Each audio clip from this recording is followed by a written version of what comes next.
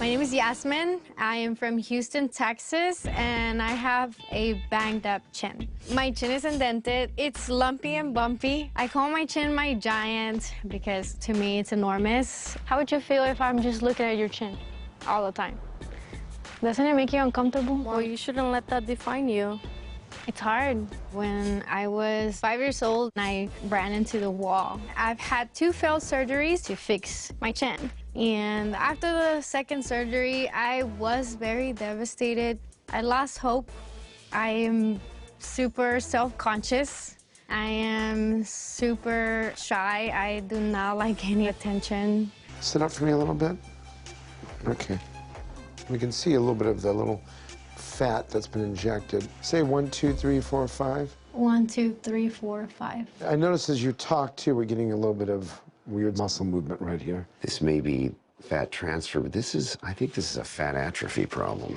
It's unclear why Yasmin has these irregularities of her chin fat pad, this area right here.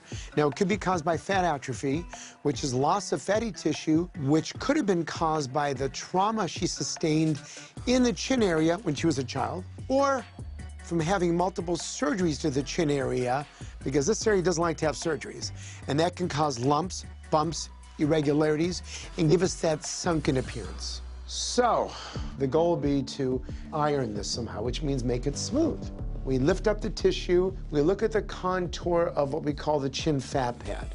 Do we need to put a blanket on top of that deeper fat pad? So what do we put there? Fat?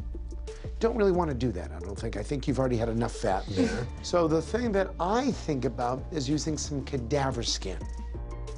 I think we'd like to do is give you a little bit of Botox in that area a few days before we do a procedure, just to relax the whole muscle and see how it calms down.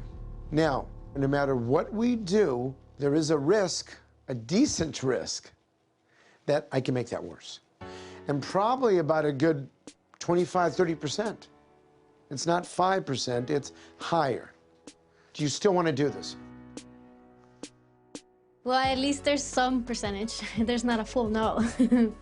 There's some hope. It's a step forward to finally taking down this giant. Even if I die trying, I'm gonna do it.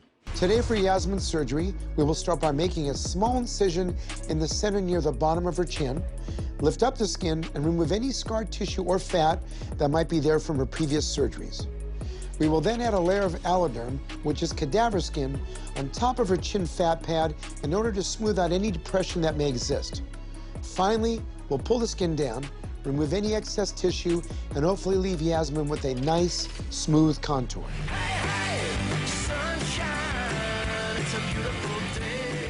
I don't mind having the attention on me anymore because now I don't have anything to hide.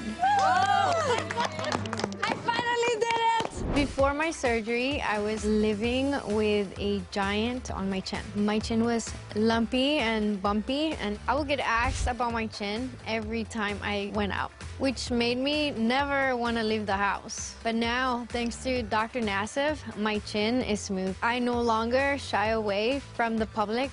Nothing stops me anymore. I don't know about you guys, but I'm staying here all night until we beat you guys.